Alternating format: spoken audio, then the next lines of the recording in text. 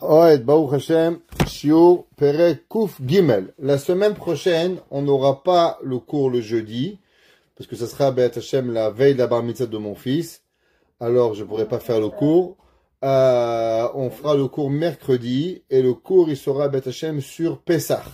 Donc, la semaine prochaine, mercredi, le cours, il sera sur Pessah, Be'ezrat Hashem, et jeudi prochain, Erev Pessah, il n'y aura pas le cours de la paracha de la semaine.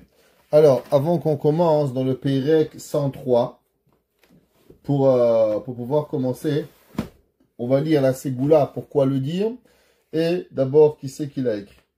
Alors, ce Mizmor, comme on va voir, il parle de la maladie, que David Amelech, il a écrit au moment où il était malade, et toute personne qui a un malade ou qui est malade lui-même, il est bien de lire ce Teilim.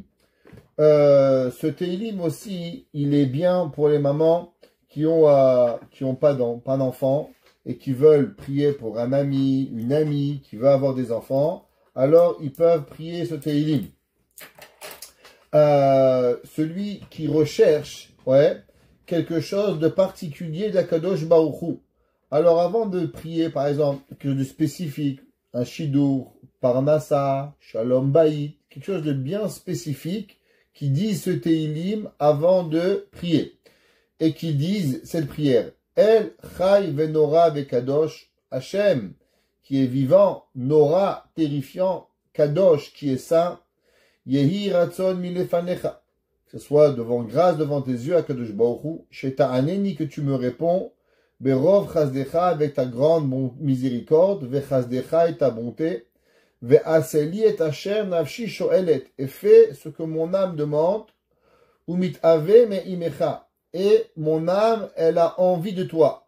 Shetaase davarze bimera, que fasse ça. Exemple, shidur, parnassa, shalom bayit, chinour des enfants, ce qu'il veut, obekiruv zman, et que ça vient avec rapprochement du temps, amen netzar sela vaet, qui le disent tous les jours après la prière particulière, et qui va se connecter la ségoula de ce Teilim, qui va connecter son corps et son âme pour servir à Kadosh Baruch Hu. Ça c'est le Teilim. Alors qui c'est qui a écrit ce Teilim? On va revenir à ce Teilim, on va prendre une Gemara dans Masechet Berachot, et on va aussi étudier un verset dans Kohelet.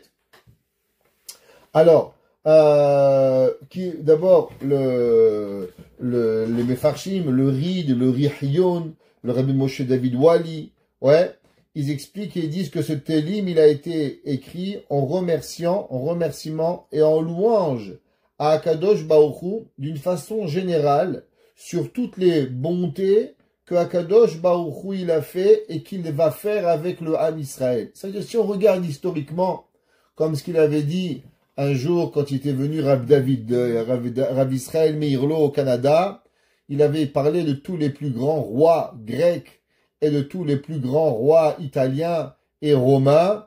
Et aujourd'hui, à part Monsieur Romulus et Monsieur César, et Cléopâtre, personne n'y connaît rien du tout. Et encore heureusement qu'il y avait Astérix pour nous rappeler Cléopâtre, sinon même elle, on l'aurait oublié.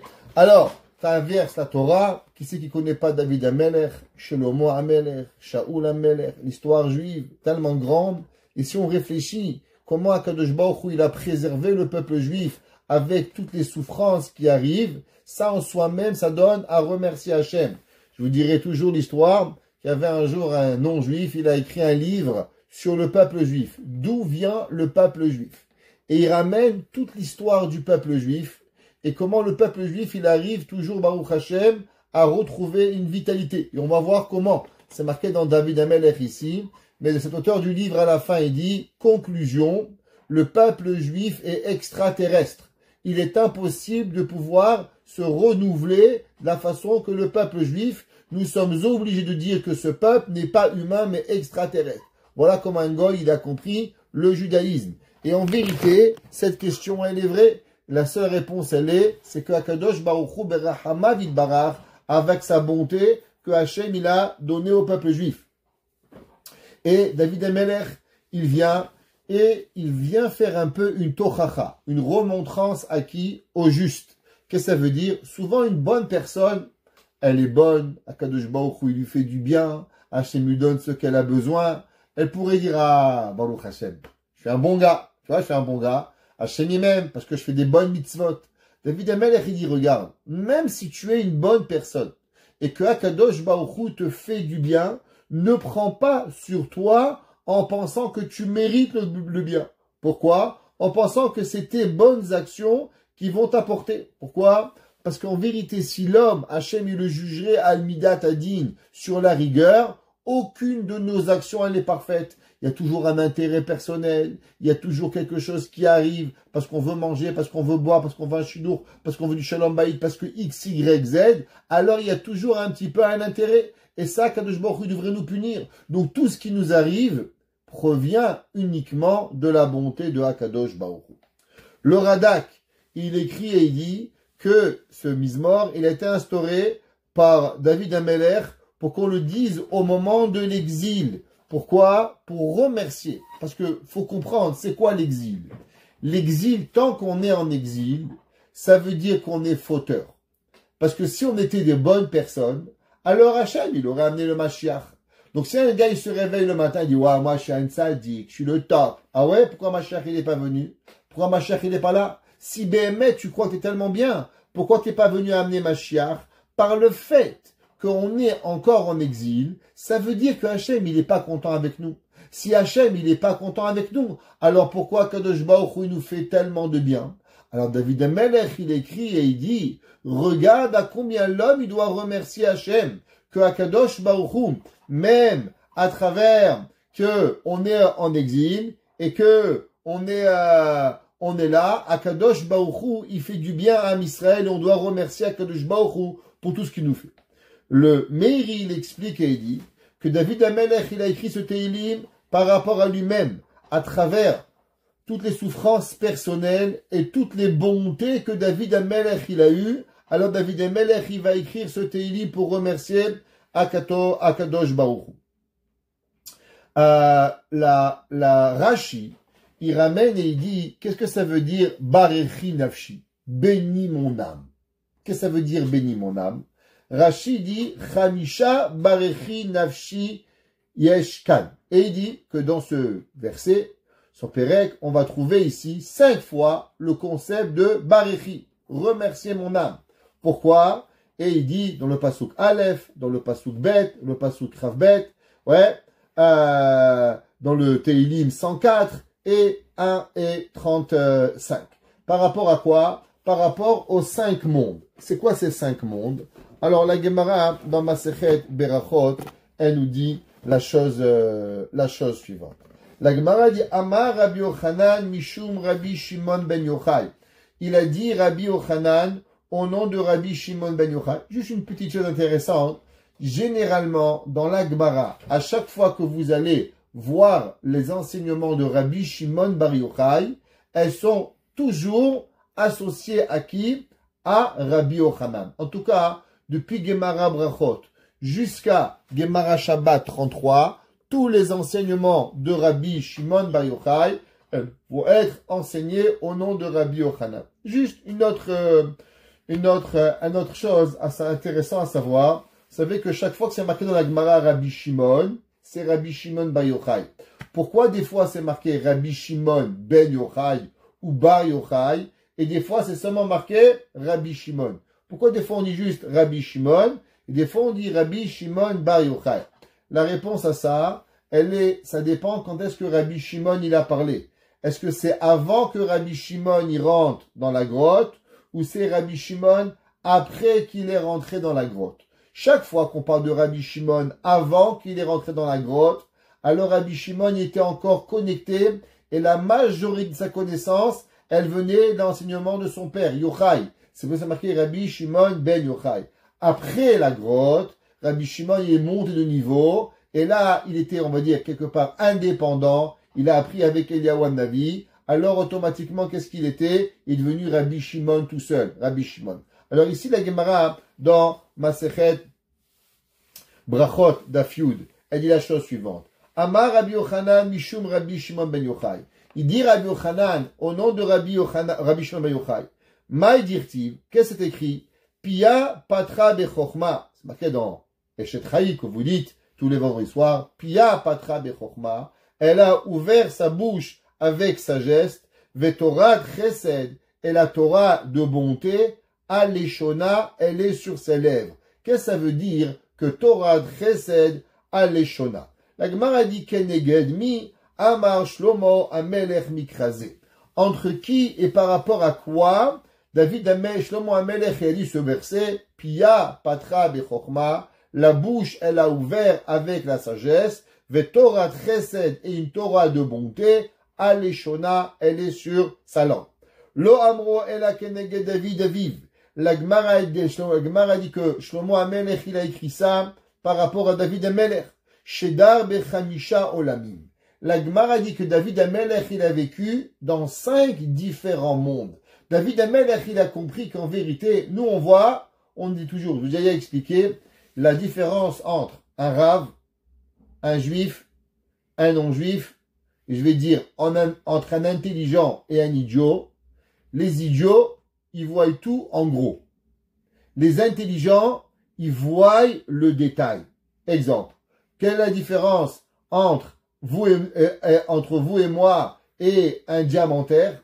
Nous, on voit un diamant, il est beau. Le diamantaire, il regarde la coupe. C'est dans le détail. Plus le diamantaire, il va être intelligent, et plus il va être capable de voir la moindre imperfection pour pouvoir comprendre comment le faire.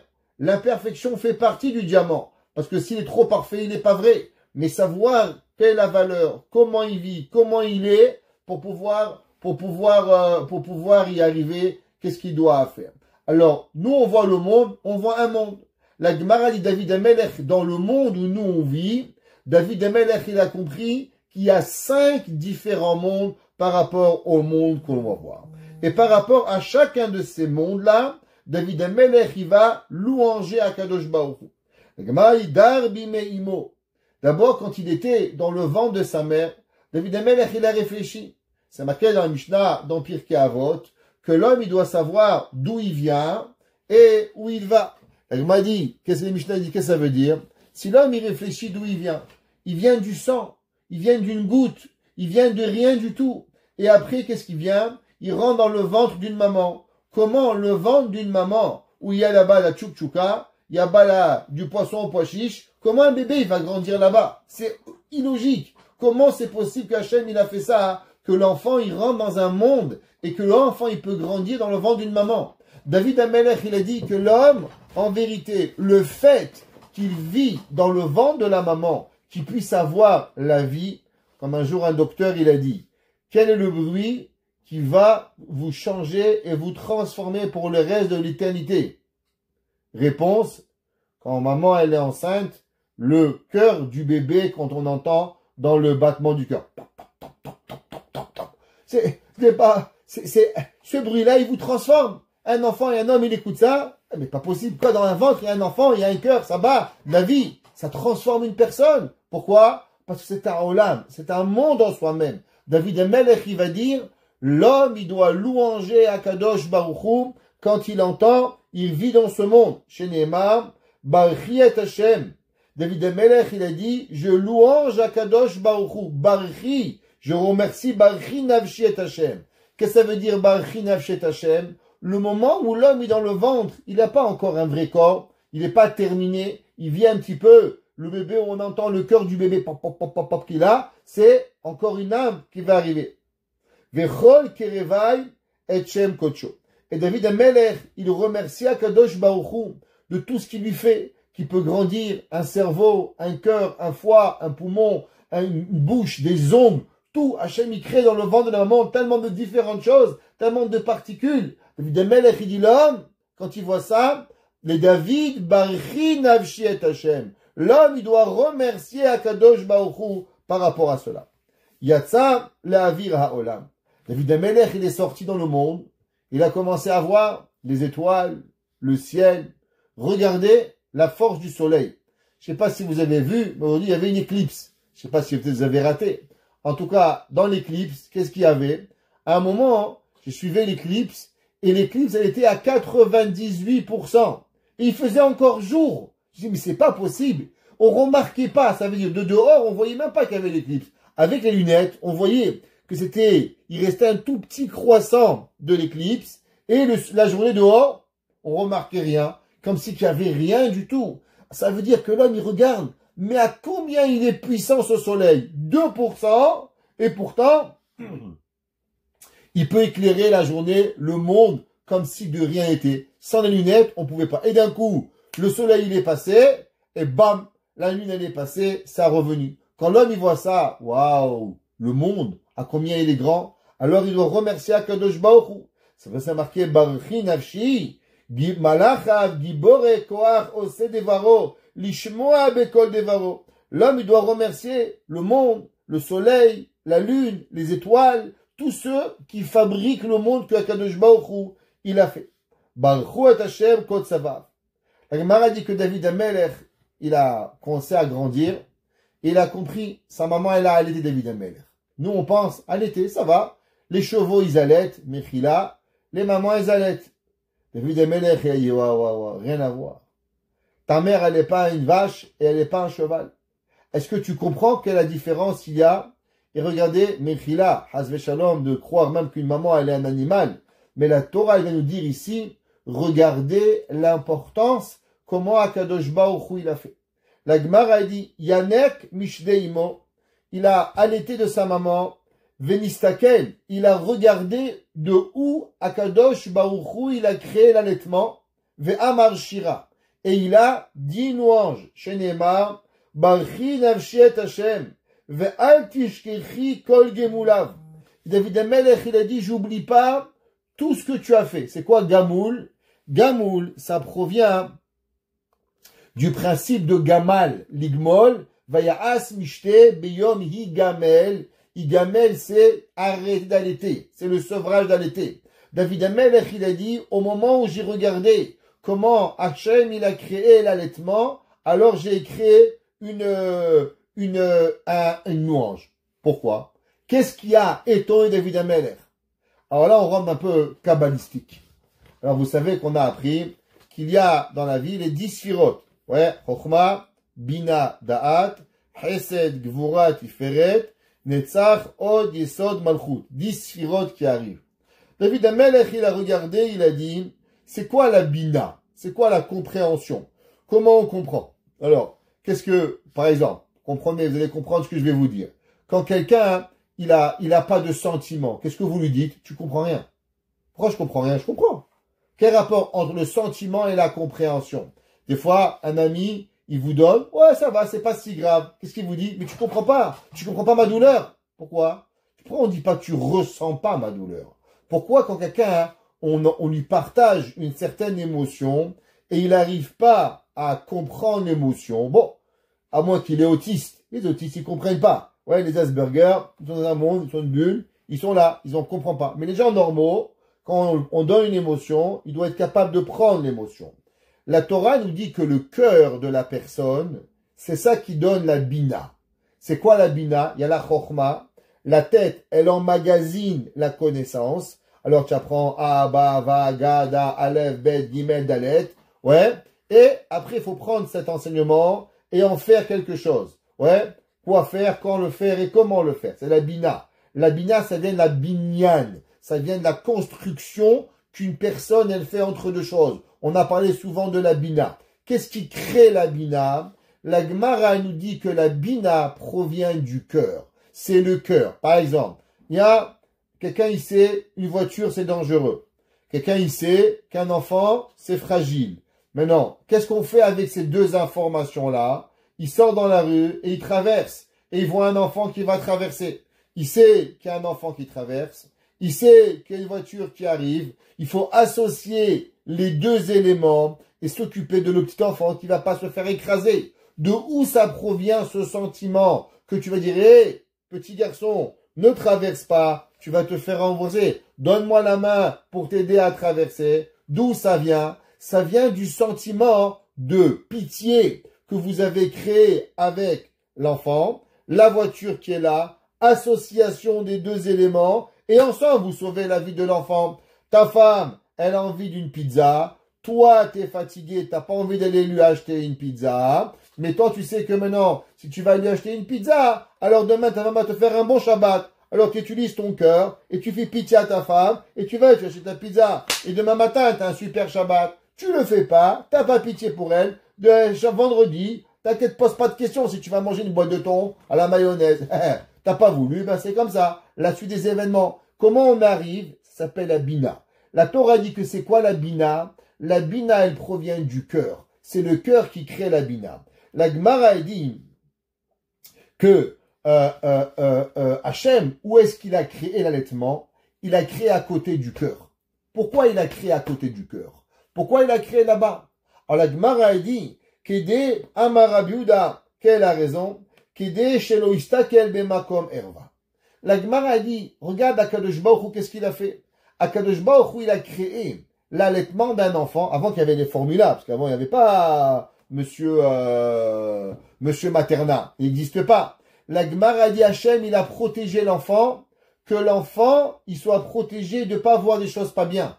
Que Akadosh Baruch Hu, qu'est-ce qu'il colle le bébé au cœur de la maman. La maman, elle lui donne son cœur, elle lui donne de l'amour. À chaque moment que l'enfant, il va allaiter, qu'est-ce qu'elle lui donne? Elle lui parle, elle lui donne l'amour, elle lui le construit, elle le regarde. Et lui, qu'est-ce qu'il regarde? Il regarde sa maman, il voit son visage, il sourit à sa maman. Les deux ensemble, ils vont construire un amour pour pouvoir y arriver.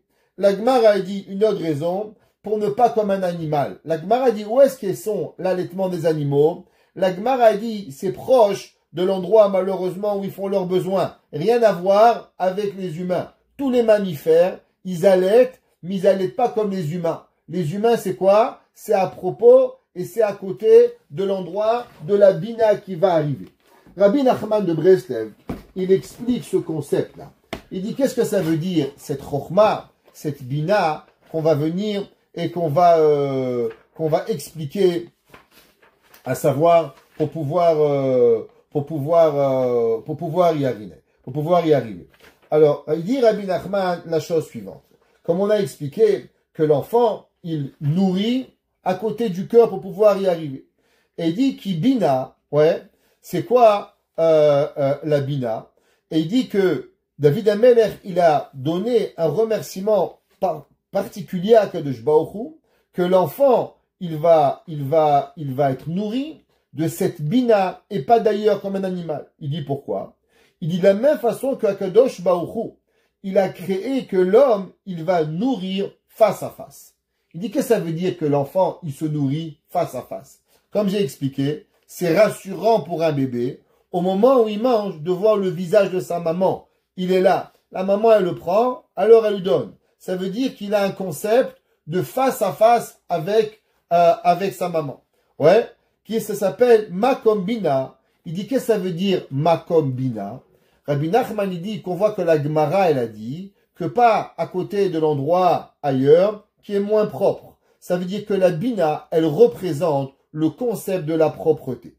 Et il dit qu'à l'inverse, les animaux, c'est autrement. Et il dit, qu'est-ce que ça veut dire le concept de la Bina? Il y a un verset qui dit comme ça, aime la Bina. Le passou qui dit que la maman, elle s'appelle une Bina. Et il dit, qu'est-ce que ça veut dire? Qu'est-ce que ça veut dire que la maman, elle s'appelle la Bina? Il dit qu'en vérité, la Bina, elle provient de la Tfila. Ça veut dire qu'en vérité, l'homme, il a deux choix.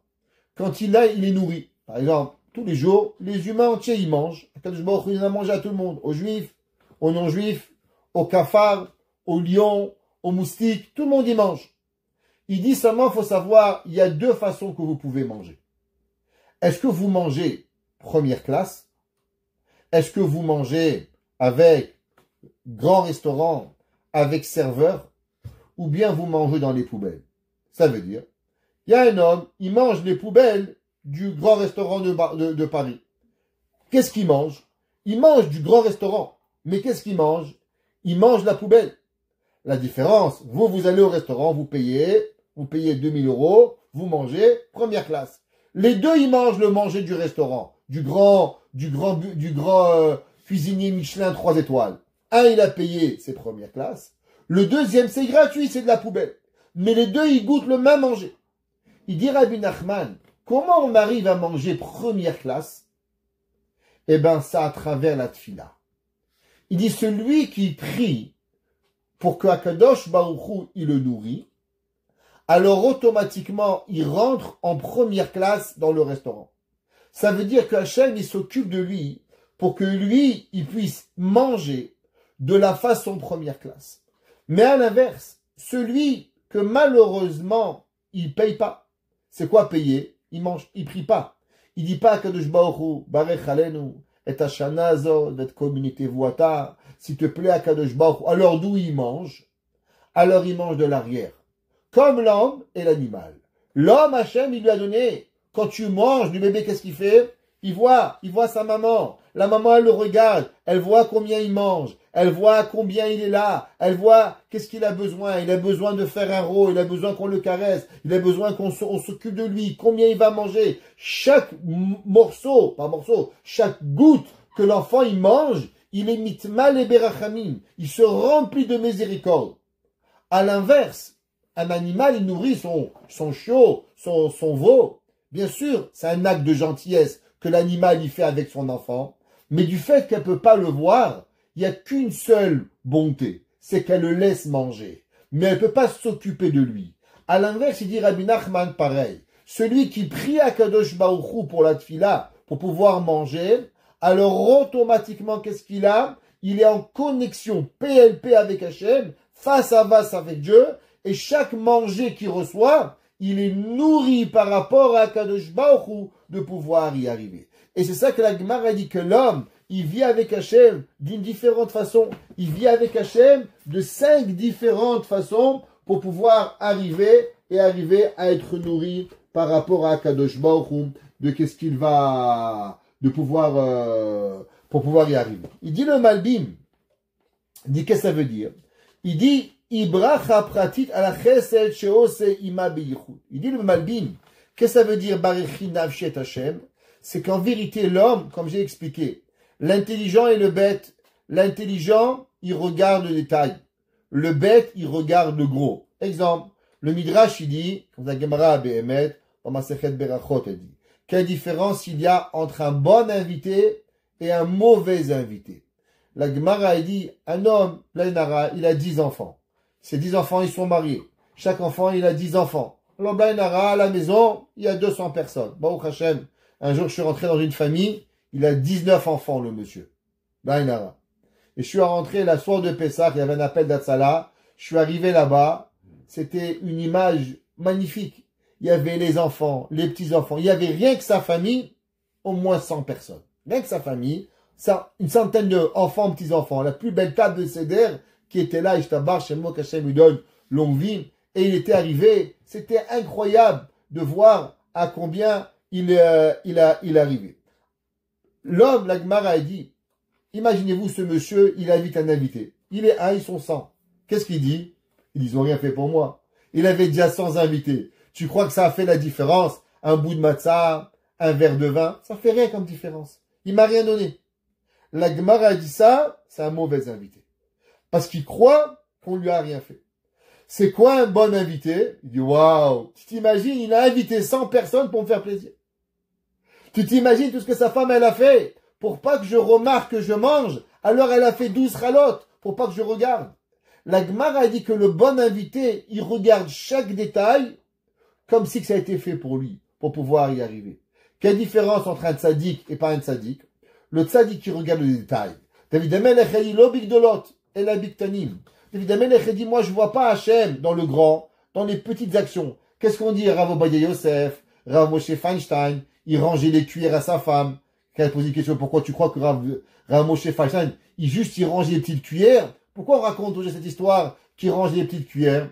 La réponse elle est que même d'après sa grandeur qu'il était, il s'est rappelé encore de ranger les petites cuillères. Ça, c'est la grandeur. Parce que les gens, ils pensent qu'on fait dans le gros, alors on s'occupe pas du détail. Le détail, c'est le plus important. Achetez un cadeau à votre femme sans écrire un petit mot, elle veut pas le cadeau. Achetez-lui un plus petit cadeau, même si vous n'avez pas, mais avec une jolie carte et un joli mot, elle va plus s'apprécier. Pourquoi? C'est le détail qui fait la différence. La Torah dit, c'est quoi la mitzvah? La mitzvah, c'est pas seulement de prendre un oulav, c'est d'embellir l'oulav. Zekeli ve'anveu, faire la chose. Pareil, David Amelech, il dit, l'homme, il doit pas regarder sa vie en gros. Il doit remarquer sa vie dans le détail pour remercier. Beracha peratit, il dit le Malbim. Et c'est quoi Tishkere Gogemulav? Shagemul ou Masheose mipne itpaliot shel ava sheesh lo et hanefesh. Et il dit le Malbim quelque chose d'incroyable. Et il dit, si vous voudriez remarquer et remercier Hachem, la chose la plus intéressante que vous avez, qu'est-ce que vous devez remercier? C'est quoi? Qu'est-ce que vous devez remercier Hachem? Que vous marchez, que vous mangez, que vous buvez. C'est quoi le plus grand cadeau que Akadosh Baruch Hu, il a fait à l'humain? Qu'est-ce qu'Hachem il a fait? Il dit le Malbim une seule chose, qu'on a une âme. Vous savez sur quoi on doit remercier? Barechi nafshi. Qu'est-ce que ça veut dire une âme? Alors vous savez que la Torah, elle a 613 mitzvot. Ouais, de la Torah. Combien il a de mitzvot des Rabbanan? 7 mitzvot. En tout, ça fait combien? Ça fait 620 mitzvot. La valeur numérique de Keter. C'est quoi Keter? La couronne de Dieu. Kaf, c'est 20. Taf, 400. Resh, 200. 620. Valeur numérique Keter, c'est les 613 mitzvot de la Torah et les 7 mitzvot des Rabbanan. C'est quoi la couronne de Dieu? La couronne de Dieu, c'est d'avoir le Keter pour pouvoir arriver à Kadosh Baruch Hu. Qu'est-ce que ça représente? Une âme juive. C'est quoi une âme juive? Alors une âme juive, c'est Shabbat, 39 Melachot, 1550 dérivés. Il va arriver Pessah, Balirae, Baliematse, assez de Tashbitu, détruire le Chametz, manger la matzah, les lois de Yom Tov. Maintenant, imaginez-vous, il y a un homme, qui sait pas lire, sait pas écrire, il est comme ça, et il monte au ciel. Dieu va dire, tu as fait Shabbat? Non. Tu as fait Pessah? Non. Tu as fait Sukkot? Non. Tu as fait ça? Chaque Avera qu'on a fait, chacune, chaque détail, on va prendre une techmina. Mais pas une petite. Maintenant, il va venir le petit juif, il n'y a pas de petit juif, mais il va dire, monsieur le rabbin, monsieur le bon Dieu, je comprends, que le rabbin de la communauté, il soit puni, je comprends, mais moi, je suis un petit juif, je suis rien du tout, ouais, je suis pas le petit juif, c'est le los, c'est pas ça, hein? Mais pas le petit juif, je suis qu'un petit, virgule, juif, alors, pourquoi vous me punissez? C'est pas juste. Il dit les mefarshim, erreur. Écoutez ce que je vais vous dire. Chaque âme qu'Hachem, il a fait descendre dans le corps sur terre, elle a le pouvoir de repousser toutes les interférences de Dieu. Ça veut dire qu'on a la possibilité de surmonter tous les Yetzer Hara. Impossible. L'homme, il peut dire, ouais, mais moi, je suis rien. Toi, tu crois que t'es rien. Mais t'es pas rien. Si Akadosh Baruch Hu demande Shabbat, Yom Tov, Kashrut, Tarat HaMishpacha, le Torah Halvachem, la Shonara, tous les mitzvot, c'est que tu es capable comme tout le monde. Ça veut dire que le plus petit des juifs, il a une âme d'un pouvoir atomique. Il ne peut même pas imaginer qu'il a. C'est pour ça que David Amelech, il dit les David. David Amelech, il se prenait pour rien. David Amelech a dit, Vani cherpat ish velo adam. Je suis la honte de l'humanité. Cherpa, la honte, cherpat ish velo adam. Je suis même pas un homme. Moshe Rabbeinu a dit, Va'anochima, et moi qui je suis. David Amelech, il avait le sentiment que Béhémet, il était rien du tout. Mais qu'est-ce qu'il a dit? Les David, Barichi Nafshi. Même que David, il ne vaut rien, et que David, il est zéro, et que David, il est complètement nul. Bien sûr, comme David y pensait de son humilité. Mais même cela, David le remerciait, Barichi Nafshi, parce que j'ai une âme. Et cette âme-là, elle a la capacité, Béhémet, de pouvoir changer toute la chose pour pouvoir y arriver. Rien ne peut arriver à ce que l'homme, il ne peut pas faire. Et ça qui dit le Malbim ici, il dit le Malbim, ou mekabala michuva, shalideze ou mekabla michuva, Vesolach la avona, kemo shefaresh chazal, sheosel adadim et makom bina. Et il dit, qu'est-ce que ça veut dire? Il dit que de la même façon que l'âme, elle a ce pouvoir extraordinaire de pouvoir arriver à se connecter avec Akadosh Baruch Hu et à pouvoir faire teshuva de tout. Il dit le Malbim, tu sais d'où ça vient cette force? Et il dit Vesoleach la avona kemo shevechazal amru sheasel adadim imkom bina. Il dit pourquoi? Parce que la teshuva yoneket mi bina. Il dit d'où elle provient la teshuva. D'où l'homme, il arrive à avoir la teshuva. Il dit la teshuva, le Malbim, elle vient de la bina. Ouais, ou les vavo yavin veshav verapalo. D'où est-ce qu'on sait? Parce que le pasuk est écrit dans Yeshaya. Velevavo, et le cœur, yavin, il va comprendre. Et après, veshav, il va faire teshuva verapalo. Il apprend des mots du verset, le Malbim. Que le pasuk est écrit. Ou les vavo yavin, que le cœur, il va comprendre. Alors on a dit que c'est quoi la bina? La bina, c'est ce qui amène la personne, à comprendre. Les vavo, le lève, il amène yavin, à comprendre. Parce qu'on a dit au début que pourquoi la maman allait être à côté du cœur? À cause que le cœur, c'est lui qui amène cette bina. Et qu'est-ce qu'elle amène la bina? Il dit le Malbim. Le Malbim, il dit que la bina, elle amène Veshav, la fait la tchouva. Quand l'homme, il comprend, c'est quoi sa grandeur? Quand l'homme, il comprend, c'est quoi son but? Alors, qu'est-ce qu'il a fait? Il arrive à amener la teshuva. Pour pouvoir y arriver. Ça veut dire que toute la vie, elle arrive seulement à cause d'une seule chose. À cause de quoi? À cause de la teshuva. Il dit en vérité, le Malbim, quelque chose d'incroyable. Et il dit pourquoi Hachem, il n'a pas créé on peut nourrir le bébé à côté des yeux. Ça serait encore plus proche de la maman, que la maman elle pourrait embrasser son fils en même temps. Pourquoi Hachem ne l'a pas créé là-bas? Il dit le Malbim, vous savez pourquoi? Parce qu'à cause des yeux, la maman elle regarde aussi ce qu'il ne faut pas. Alors, du fait que la maman elle regarde ce qu'il ne faut pas au moment où elle allait, alors elle donnerait à son enfant, malheureusement, une force négative à l'enfant de pouvoir y arriver. Et il dit, tandis que le cœur, il amène la compréhension. Et la compréhension, qu'est-ce qu'elle amène? La compréhension, elle amène la teshuva. Alors il dit le Malbim, vous savez qu'est-ce qu'une maman? Et je fais pas un cours sur l'allaitement.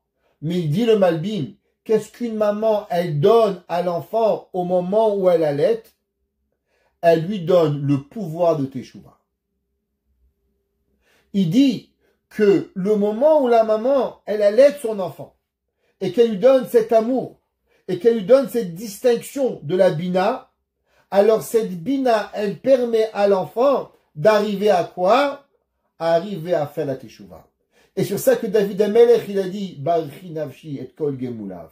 Ça veut dire que David Amelech, il a dit, c'est un autre monde. L'âme, il croit qu'Hachem, il a créé un allaitement des oreilles, du pied, de la tête. T'as rien compris. Ça veut dire que l'enfant, au moment où il est né, qu'est-ce qu'on lui apprend? Qu'est-ce qu'on lui apprend? Aujourd'hui, on lui apprend à jouer au téléphone. Ouais, easy. Les téléphones, ils sont pour les enfants plus que les adultes. Les enfants de 3 ans, ils ont le téléphone. Barminan. Complètement fou. Hier, j'étais à un magasin et pendant 1 heure, j'attendais quelqu'un de ma famille, je ne vais pas dire qui, et j'étais là-bas avec un télim et un enfant de 3 ans, il était là avec le téléphone en train de jouer et la mère, mais c'est ahurissant. Mais parle-lui, dis-lui, apprends-lui les couleurs, bleu, vert, jaune, comme nos parents faisaient, un téléphone, un avion, une bicyclette, rien. La mère, elle est là, dans son monde, complètement, il la connaît rien, il ne sait même pas qui elle est. La Torah nous dit, un enfant, il faut le préparer à la vie. Comment on le prépare à la vie? C'est quoi la plus grande recette que tu lui apprends à l'enfant? C'est quoi la préparation de la vie? Qu'est-ce que ça veut dire le mot gomel? Gomel, ça veut dire allaiter, mais ça veut dire aussi donner le bien. David Amelech, il dit le plus grand recette que ta mère elle t'a donné, c'est qu'elle t'a regardé quand elle t'a allaité, elle t'a donné la gentillesse et elle t'a appris à faire tes chouvas. Alors quand tu vas grandir, waouh, un jour tu te réveilles et dis mais pourquoi je fais tes chouvas? Ah, parce que ma mère, elle m'a appris. c'est que David Amelech, il a dit, Ve'al tishkeri, kol gemulav, l'homme ne faut pas oublier, même ce principe que Akadosh Baruch Hu, il a créé et il a donné à l'enfant pour pouvoir y arriver. Il y a dans Kohelet un verset, tout le monde voit, c'est Kohelet Gimel, que de Shlomo HaMelech, il écrit et il parle de ce que l'homme, il doit faire dans la vie, et un petit peu tout ce qu'on doit arriver à faire dans notre vie, toutes les étapes de notre vie. Malgré qu'ils ont l'air, peut-être, on pourrait dire, pas pour tout le monde, mais Chachamim nous disent que ce qu'on va voir ici s'applique pour chacun d'entre nous. Alors on va le lire ensemble pour pouvoir y arriver. Principalement, Shlomo HaMelech Bechokmato, il parle de la vie d'un homme. C'est quoi la vie d'un homme? L'echol zman va'et. Tout le monde y comprend. Ouais, j'espère. Pas tout le monde, certains comprennent qu'il y a des moments pour chaque chose. Exemple, en tout cas moi ça m'agace, il y a un gars, il va à la synagogue, il a le téléphone. Je comprends pas. Pourquoi tu lis un magazine au téléphone? Le mec il lit le journal, je le vois, il est le journal de Montréal. Je dis pourquoi tu lis le journal à la synagogue? L'autre il est l'autre jour à Inevaya, à côté de moi, il est en train de jouer à un jeu. J'ai envie de me lever et de lui mettre une claque. Il y a un mort devant, respecte-le, il joue à Tetris pendant la Levaya. Mais tu es complètement malade. Qu'est-ce que tu fais? T'arrives pas à te retenir. Il y a un mort. Il est encore chaud, le gars. T'as pas un peu de pitié pour lui? Encore tu joues avec? Mais c'est pas normal. Shlomo HaMelech, il dit, l'echol zman va'et. Tout a un temps et un moment. L'ekol chefetz tachat hashamayim. Shlomo HaMelech, il dit, chaque chose dans la vie. Tu sais, joue pas au plus grand malin. Parce que des plus grands malins que toi, ils ont pris des claques. Chaque article, chaque être humain, il a une place et il a un moment. Et la ledette. Shlomo HaMelech, il dit, un moment pour vivre, pour naître. Ve'et la mout. L'opposé, le moment de mourir. Et la ta'at. Ve'et la akod natua. Il y a un moment pour se tromper. Il y a un moment pour vivre. Et la harog. Et des fois, il faut tuer. Le béni de tuer quelqu'un. Ve'et l'irpo. Et l'ifrotz. Un moment de détruire. Ve'et livnot. Un moment de construire. Et livkot. Un moment de pleurer. Ve'et l'isrok. Un moment qu'il faut être heureux. Et sepor. Ve'et rekod. Un moment où il faut faire des hespedim.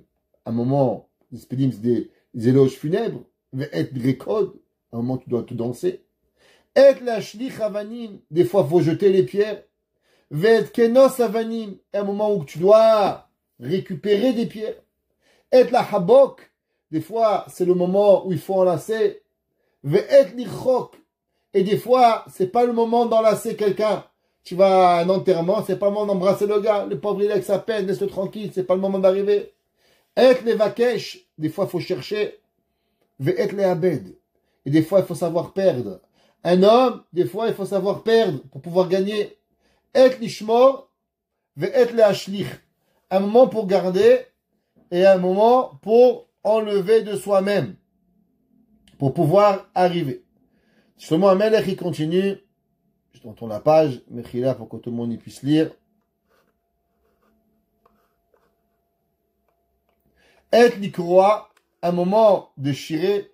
Et l'itfor, un moment de coudre. Et la hachot, des fois il faut se taire. Et daber, pas toujours parler. Des fois il faut savoir se taire. Chut, tais-toi. Et des fois l'inverse, il faut parler.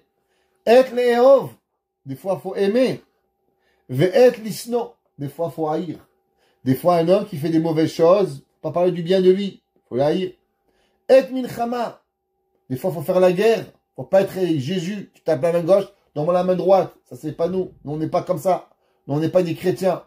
Ve'et shalom, le moment de la paix. Alors en tout, combien il y a de étimes qui sont là? Alors si vous les regardez, il y a en tout 28 ans. Shlomo HaMelech, il a calculé 28 ans qui vont être là. Pourquoi il y a Béhémet 28 ans qui sont là? Alors, nous enseigne le Harizal quelque chose d'incroyable. Et il dit, qu'est-ce que ça représente, Behemet, ces 28 ans qui sont arrivés. Alors le pasouk, il est écrit, et il dit comme ça. On va juste sauter parce que on n'a pas trop le temps de pouvoir arriver. Et David Amelech, ouais, il écrit, et il dit, Gibore Koach Osa Devaro. À la fin, vous allez voir, c'est marqué Gibore Koach, ouais, les forces, Pasukaf, Baruch Hashem Malachav, béni Hashem les anges, Gibor et Koach, les forces de Dieu, Osa Devaro, ceux qui font leur parole, Lishmoa Bekol Devaro. Alors, qu'est-ce que ça veut dire? Alors, il nous explique les Sfarim. Qu'est-ce que ça veut dire que David Amelech, il écrit, et il dit, Baruch Hashem Malachav, Gibor et Koach. Les forces, les forts de Koach. C'est quoi ça, ces forces de Koach? Alors, je vais vous lire avec vous un enseignement kabbalistique intéressant avec votre permission. C'est marqué comme ça. Aïnou, leïda bek bashir bagach bechol kafret ha'etim. L'homme, quand tout va bien, c'est facile d'aimer Dieu. Ah, tu gagnes l'auto, merci Hachem. C'est sympa, merci Hachem. Ta femme elle a des enfants, merci Hachem. Tes enfants, ils sont mignons, merci Hachem. Mais des fois, ça ne marche pas comme ça.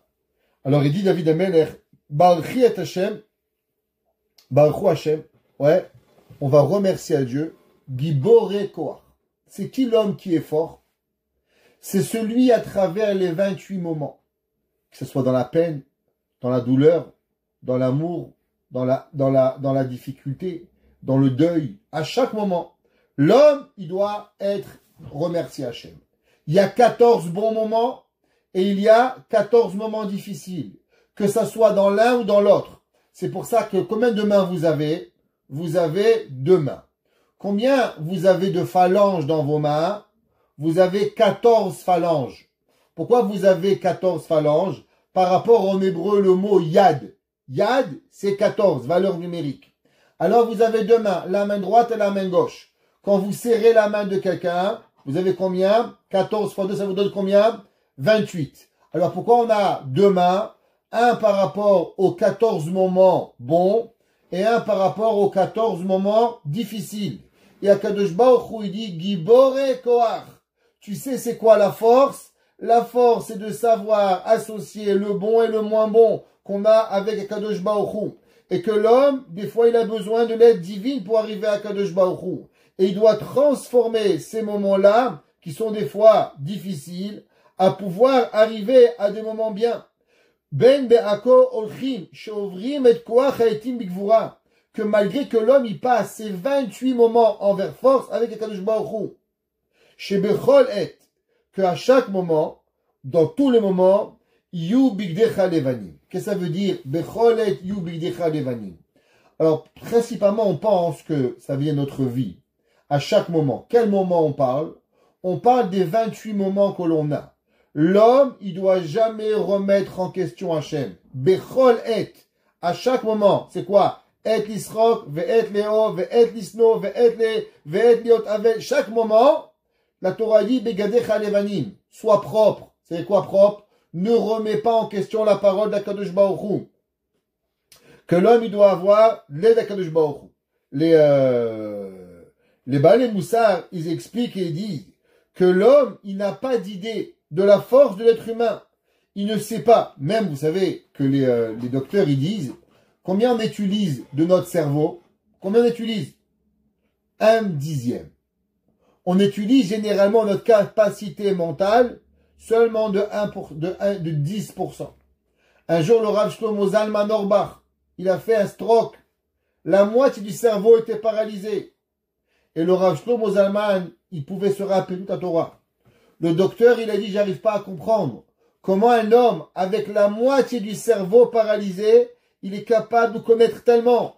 Ça veut dire que l'homme, il a maximisé son cerveau à beaucoup plus que nous. L'homme, il doit savoir. Pareil dans la spiritualité. Notre plus grande erreur, elle est ce que l'homme, il ne connaît pas sa capacité. L'homme, il ne sait pas à combien on est fort, à combien on a le pouvoir de surmonter toutes les épreuves que l'homme, il va avoir. Alors, savez qu'Hachem, il n'envoie jamais rien sans rien. Jamais. Si vous croyez qu'on a fait le Teilim 103 cette semaine, c'est par hasard, vous vous trompez. Eh, c'est pas par hasard. Alors vous savez que cette semaine, qu'est-ce qu'il y avait? Cette semaine, il y a eu l'éclipse. Et il y a eu le renouvellement de la Lune. Alors je vais expliquer un petit peu qu'est-ce que ça veut dire le renouvellement de la Lune. Juste pour vous donner un petit peu de piquant. Est-ce que vous savez à quelle heure elle a fini l'éclipse totale? L'éclipse totale, elle a fini environ à 4h45. Ce qui donne en heure israélienne quelle heure? 11h45. Ouais, 7 heures plus tard. À quelle heure il était le Molad? C'est quoi le Molad? Chaque mois, la Lune, elle disparaît du Soleil, des rayons lumineux, et elle va reavoir la nouvelle renaissance de la Lune.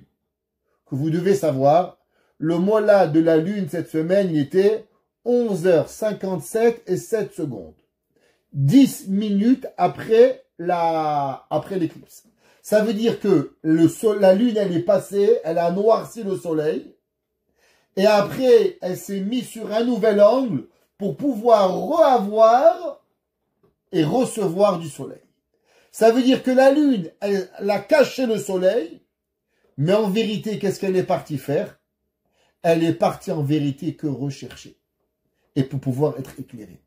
Combien de fois dans la vie, on pense que quelque chose y vient pour nous noircir, nous faire du mal, mais en vérité, il vient que pour nous faire du bien.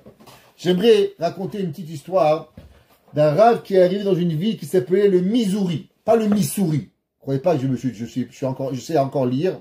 Ça s'appelle Missouri. Okay, c'est une ville en Amérique. Elle est dans le New Jersey. Et là-bas, il y a un rav, il est arrivé, il a vu un homme qui pleurait. Il pleurait. Le rav, il est venu le voir, il dit, je suis pas d'ici, mais je suis rabbin, peut-être que je peux vous aider. Il dit non. Il dit, vous êtes un médecin, je peux vous aider. Il dit, moi, je suis professeur. Vous avez besoin d'argent? J'en ai plein. Il dit, pourquoi vous pleurez? Il dit, aujourd'hui, c'est le Yahrzeit de ma mère. Et et chaque année, à son Yahrzeit, je me rappelle un enseignement, et chaque année, je le comprends encore plus. Alors, c'est pour ça que je pleure. Alors, le rabbin était intrigué. Il lui a dit, est-ce que vous pouvez me dire l'enseignement? Il dit, bien sûr. Il dit, voilà, moi, quand j'étais jeune, c'était en 1957. Je suis arrivé chez moi, j'avais 10 ans. Et quand je suis arrivé chez moi, c'était bizarre. Ma maman était très propre. Toute la maison était toujours bien rangée. Il n'y avait rien qui traînait. Les tables, le souper était fait. Ma mère était très organisée. Et j'arrive à la maison et je vois à la table de la salle à manger avec une énorme bassine d'eau remplie à ras-bord. Mais tu touches la table, ça se renverse. Et je vois toutes les chaises loin de la chambre. Ça me paraît bizarre. Alors, je dis à maman, qu'est-ce qui se passe? Elle me dit, mon fils, prends la table, bouge la table. Je dis, maman, c'est impossible. Je vais bouger la table, je vais renverser le seau. Viens, j'essaye d'enlever le seau sans renverser. Viens, je prends un verre, j'enlève de l'eau, je bouge le seau. Elle m'a dit, non, bouge la table. Je dis, maman, je vais salir la maison. La maison, elle est sous neuf. Qu'est-ce que tu vas faire? Elle m'a dit, mon fils, Kibboud Avahem, bouge la table. Bon, ma mère, elle me demande, j'écoute. Et je bouge la table. Et quand je bouge la table, qu'est-ce qui arrive? Le seau, il se renverse. Et là, ma mère, elle se met à ramasser. Et à ramasser. Et à ramasser. Et un drap, et deux draps, et trois draps. Et une pile de serviettes et de draps pour ramasser l'eau. Et là, je suis en larmes. Je comprends pas qu'est-ce qu'elle veut, ma mère. Qu'est-ce qu'elle a? Elle a rien à faire. Elle veut travailler. Elle veut me punir, que je la vois à quatre pattes. Je comprends pas ce qu'elle veut de moi. Et je m'excuse et je pleure. Et elle dit rien. Elle me tue comme ça, à la tunisienne. Voilà. Pas un bruit. À la fin, elle finit débarrassée. Elle range la table. Elle remet les chaises. Elle me dit, mon fils, assieds-toi. Je dis, qu'est-ce que tu as vu? Je dis, maman, qu'est-ce que j'ai vu? J'ai vu ma mère éclater pendant 2 heures en train de ramasser de l'eau. Je dis, non. Qu'est-ce que tu as vu? Elle a dit, j'ai vu que dès que j'ai bougé la table, j'ai renversé l'eau. Elle dit, regarde, mon fils. Je vais t'apprendre une leçon. Moi, j'étais à Auschwitz. Et là-bas, j'ai vu des horreurs. Mais je suis restée forte. Je suis restée croyante en Akadosh Baruch Hu. Comment ça c'est possible? Comment c'est possible que je suis arrivé à rester Bat Torah, croire en Dieu après toutes les erreurs que j'ai vues, tous les monstres et les monstruosités que j'ai vues? Elle dit, regarde, On dit à la Tefila, Hachem, il est El Malé Rahamim. Dieu, il est plein de miséricorde. Qu'est-ce que ça veut dire, plein de miséricorde? J'avais décidé ce matin de te donner la leçon. Qu'est-ce que ça veut dire que Dieu, il est plein de miséricorde? J'avais pas un discours pour t'expliquer.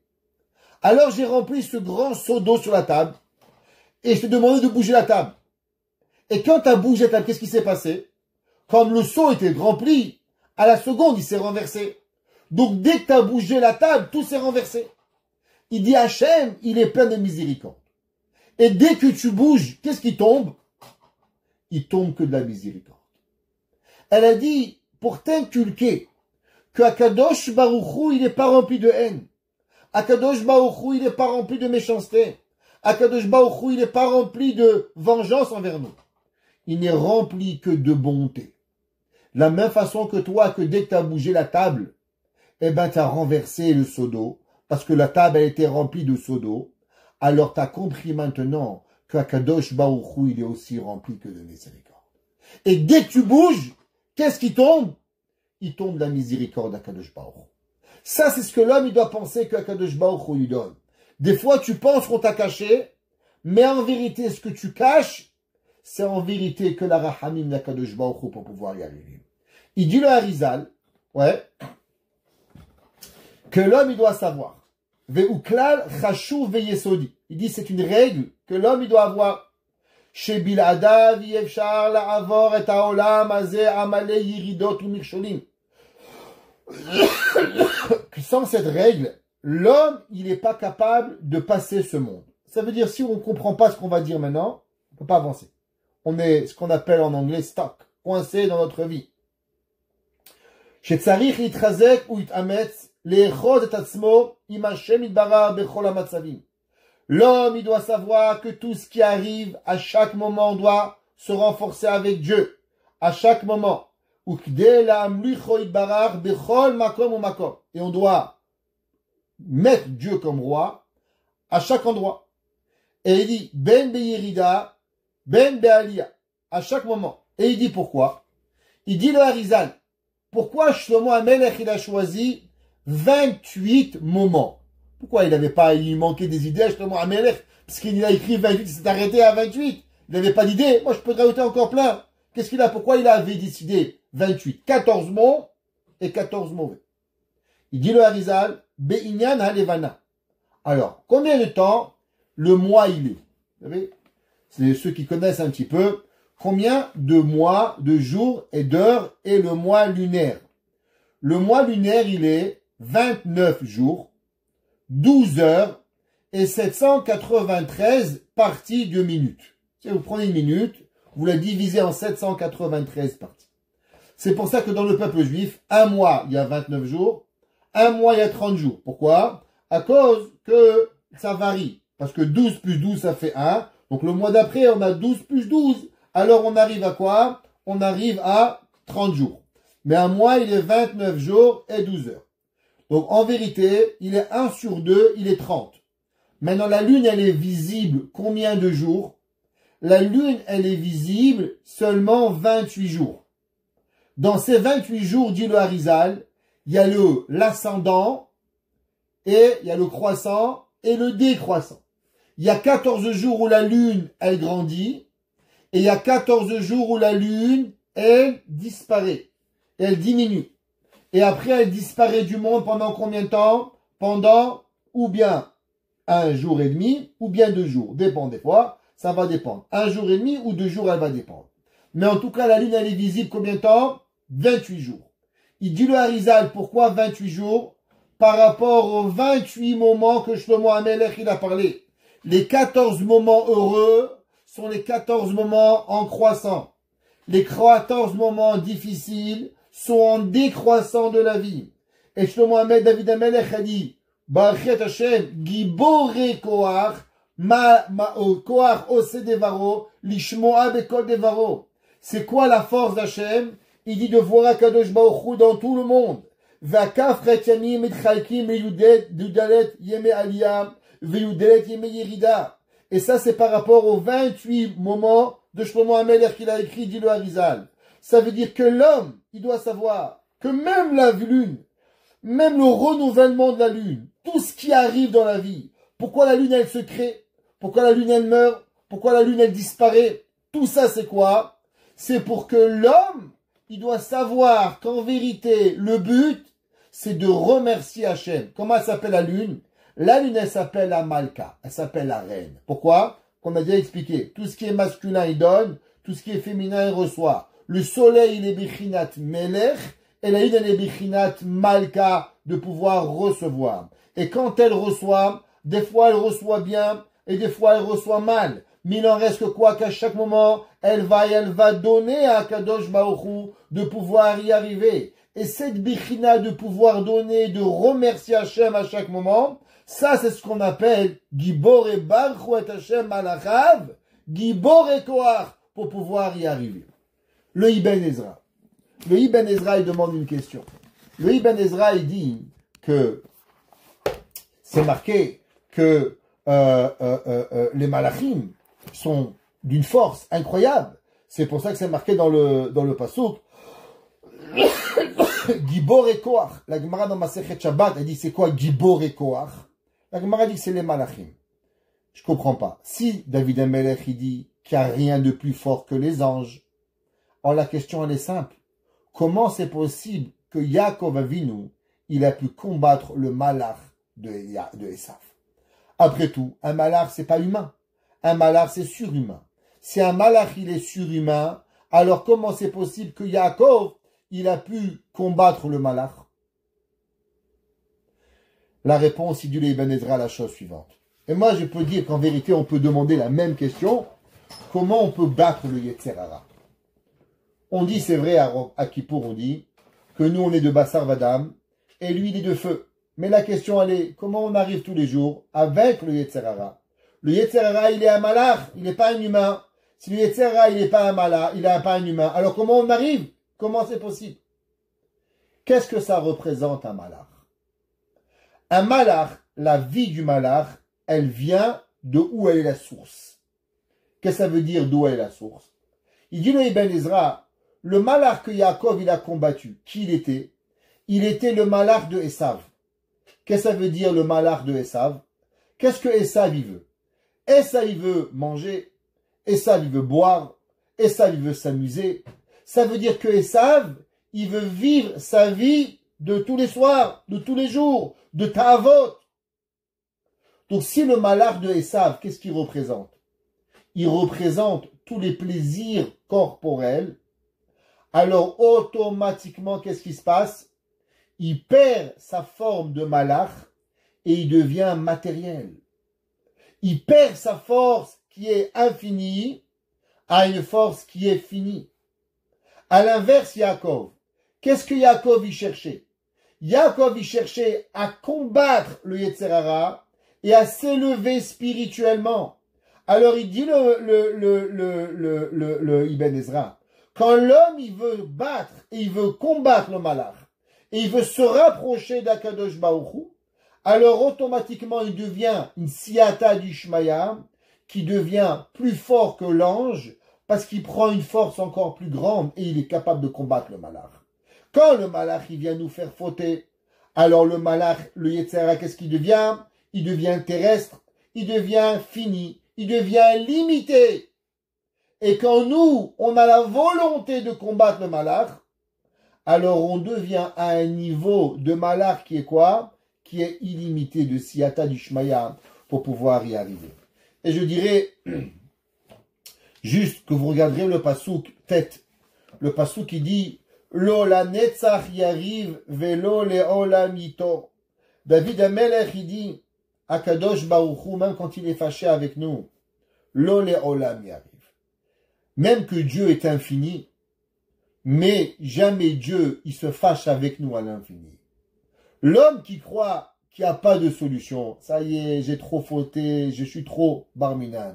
Lo leolam yariv. Le monde est éternel, la Torah elle est éternelle, mais la punition de Dieu, jamais notre vie, elle va pouvoir arriver et elle va être éternelle. Lo leolam yariv, velo leolam yitor. Et Akadosh Baruch Hu, pas toute sa vie, il va se venger contre nous. Il faut savoir que l'homme, il a le pouvoir d'être allé berahamim et de pouvoir arriver à vouloir vivre avec Kadosh Baruch Hu pour pouvoir y arriver. C'est pour ça que David Amelech il termine le Teilim Baruch Hu Hashem Kol Ma'asav. Qu'en vérité l'homme il doit remercier Kadosh Baruch Hu de toutes les actions Bechol Mekomot dans tous les endroits même Shalto que Hashem il règle de partout. Barchi Nafshi et Hashem l'homme il va arriver. Et le Radak il dit de quoi ça parle? Il dit le Radak Ma'asav elu advarim adomemim. Il c'est quoi Baruch Hu Hashem bechol ma'asav? On sait qu'il y a 4 mondes, domaine, Tzomeach, Chaim et Daber. Il dit que l'homme en vérité il doit remercier Hashem, même sur le domaine, même sur l'air, sur l'inerte. Après, il y a les tzmechim, il y a ce qui pousse, il y a les balechaim. C'est que David Amelech il dit Alouat Hashem min haaretz taninim et shubarat shel vekitor. L'homme, il doit remercier Akadosh Baruch Hu de tout ce qu'il voit, de toutes les créatures qui puissent arriver. Barchi nafshet Hashem. Remercions Akadosh Baruch Hu pour pouvoir y arriver. Et il dit pourquoi? De la même façon que David Amelech, il a commencé avec Barichi, alors David Amelech, il va terminer encore une fois avec Barichi. Pour nous rappeler que l'homme, il commence avec une bracha. Il finit avec une bracha avec Kadosh Baruch Hu. Chaque chose que l'on voit, chaque chose que l'on entend, chaque chose que l'on vit, à chaque moment, à chaque difficulté que l'on a ou pas, n'oublions pas que Kadosh Baruch Hu, comme ça marqué dans le passage Kret, Rahum vechanun Hashem erech hapayim verav chesed, et du fait que Dieu il est miséricordieux, alors c'est pour ça que la Netzach y arrive. Comment on peut comprendre que Dieu il est éternel et que Dieu la punition elle n'est pas éternelle? Alors ils expliquent les Mefarshim, du fait que Dieu il est Rahum et il est Chanoun, alors c'est ça qui limite, malheureusement, Baruch Hashem, la punition de Dieu, et c'est pour ça que du fait qu'il est Rahum et il est Chanoun, alors là, la Netzach y arrive, donc Hashem qu'il est Rahum et qu'il est Chanoun, qu'il amène très bientôt la Géoula, Bimera Biamenu. Amen. Amen. Amen.